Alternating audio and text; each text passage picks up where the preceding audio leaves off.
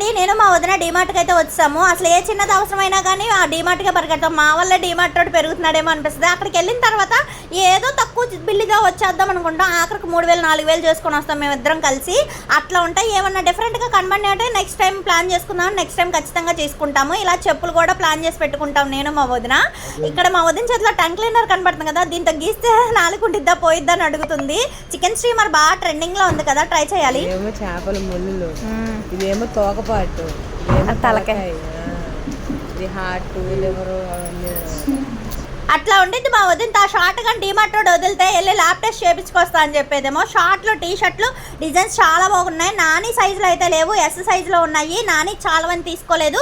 ఖచ్చితంగా ఎవరైనా S size కావాలంటే డీమార్ట్కి పరిగెట్టండి. 100 రూపాయలు అన్నట్టు టీ షర్టు. బోత్ అద్దాలా షోయింగ్ అద్దాలా అని మా వదిన టెస్టులు చేస్తుంది. పాపం మా పిచ్చొద్దనికి స్టిల్ ఇస్తుంది, నేను ఫోటో తీస్తున్నా అని చెప్తే మొత్తం షాపింగ్ ఇదే.